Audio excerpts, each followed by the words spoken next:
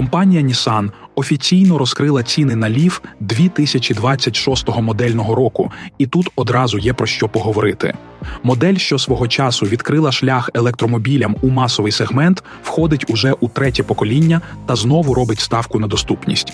Спочатку запропонують версію, яка коштуватиме трохи менше $30 000, цифра, яка для багатьох покупців виглядає як переломний момент.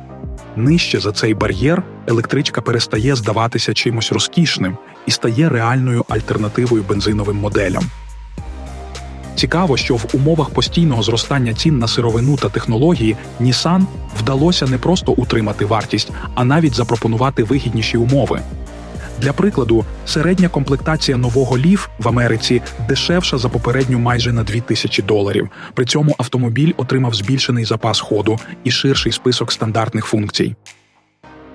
Цікаво й те, що компанія ще не назвала ціну найпростішої версії, а значить незабаром може з'явитися модель з ще більш привабливим цінником, яка остаточно закріпить Leaf в статусі одного з найдоступніших електромобілів на американському ринку.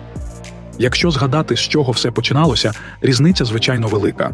Перший Leaf у 2011 році коштував майже $32 800 і пропонував лише 120 км запасу ходу. Зараз ми маємо набагато сучаснішу машину з більшим діапазоном можливостей і при цьому за нижчою ціною. І це, мабуть, один із найбільш показових прикладів того, як швидко розвивається ринок електромобілів.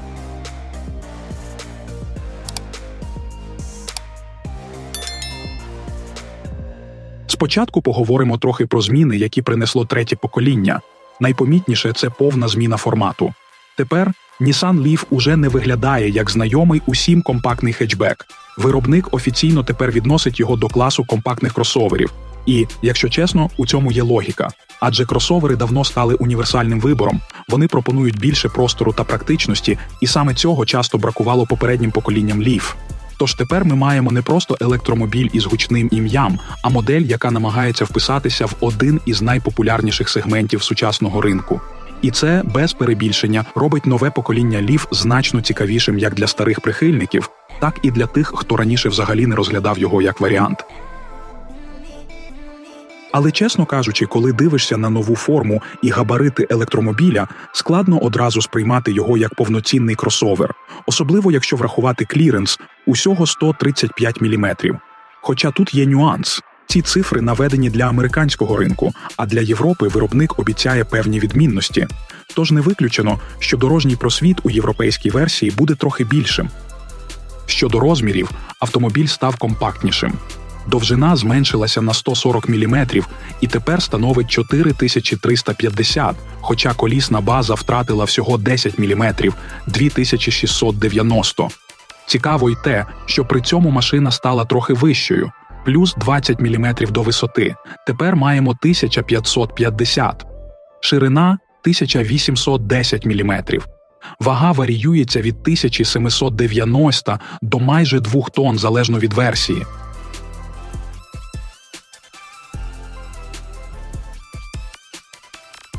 Попри компактний силует, новий Nissan Leaf відчувається значно просторішим усередині.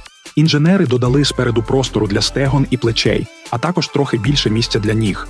На другому ряду зміни ще помітніші. Запас для ніг зріс одразу на 226 мм, і тепер він складає 1077. Разом із цим задні пасажири отримують ширший простір у плечах і стегнах. Не забули й про практичність. Багажник тепер ще місткіший. У стандартному положенні він вміщує 437 літрів, хоч це і лише трохи більше, ніж раніше. А якщо скласти задній ряд сидінь, об'єм зростає до 1586 літрів, що майже вдвічі більше, ніж у попередньої моделі. Салон оновленої моделі виглядає сучасно і водночас стримано. Тут зробили ставку на мінімалізм і технології. Перед водієм – монолітний дисплей, який може складатися з двох екранів діагоналлю 12,3 дюйми для початкових комплектацій або 14,3 дюйма для топових. У старших версіях інтегрований Google з картами, асистентом та можливістю завантажувати додатки, тоді як у базі вже доступна бездротова інтеграція смартфонів. Цікаво, що попри цифровізацію, виробник не відмовився від фізичних органів керування. Кілька класичних кнопок і перемикачів залишили для найважливіших функцій – гучність, вибір режимів руху чи налаштування рекуперації енергії. Це виглядає практично і додає зручності у повсякденних поїздках. Атмосферу в салоні підкреслює навколишнє підсвічування. У топових комплектаціях воно поєднується з преміальною аудіосистемою Bose на 10 динаміків, деякі з яких інтегровані просто у підголівники передніх сидінь, а також доступний проекційний дисплей. У базових же версіях все скромніше – стандартна аудіосистема з 4 динаміками. Особливої уваги заслуговує панорамний дах з теплозахистом, встановлений вперше в Nissan. Завдяки вбудованій технології полімерних дисперсних рідких кристалів вона дозволяє одним натисканням кнопки регулювати рівень світла від повного прозорого вигляду до комфортного затемнення, забезпечуючи комфорт у будь-яку пору року. Кросовер побудований на сучасній платформі CMF-EV, тій самій, як у Nissan Ariya. Спереду тут підвізка Макферсон, ззаду – багатоважелева система, що робить хід більш плавним і комфортним. В електромобілі одразу впадає в око похилий дах, який плавно переходить у гострий спойлер на чорній панелі, чисті лінії, приховані ручки дверей та пластикові накладки понизу. Спереду – гострі світлодіодні фари, ззаду – великі яскраві ліхтарі.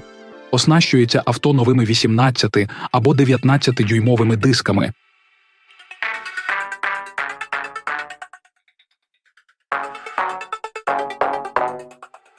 У нового кросовера буде 2 варіанти силових систем, які були оптимізовані та покращені, але поки що Nissan оголосив ціни на більш потужну версію. Вона зберігла свої 214 кінських сил, але отримала додаткові 15 ньютон-метр крутного моменту, тож тепер їх сумарно 355. Ще одне важливе оновлення – збільшена батарея. Її ємність зросла на 15 кВт-годин і тепер складає 75 кВт-годин. Завдяки цьому кросовер може долати до 600 км на одній зарядці. Розгін до сотні тут займає 7,6 секунд, а максимальна швидкість обмежена на позначці 160 км на годину. Ціни в Америці стартують від трохи менше $30 тисяч за базову потужнішу версію і доходять до майже $39 тисяч за максимальне оснащення. Для порівняння, у Європі потужніша версія попереднього покоління продавалася від $36 тисяч, тож не виключено, що і на європейському ринку ціна також буде трохи меншою. Пізніше виробник оголосить ціну на базову та доступнішу версію, але вже зараз можна оцінити її характеристики. Тепер мотор видає 174 сили та 345 ньютон-метр крутного моменту, що відчутно більше, ніж попередні 147 сил. Батарея теж прокачана – 52 кВт-години замість 40, що дозволяє долати до 436 км за циклом WLTP замість колишніх 270. Розгін до першої сотні займає 8,6 секунд, а максимальна швидкість – 160 км на годину. До речі, обидві моделі виключно передньопривідні. Хоча точну ціну поки не оголосили, можна орієнтуватися на минулі моделі. У Америці базова версія продавалася від $28 тисяч, а в Європі – від $31 тисячі.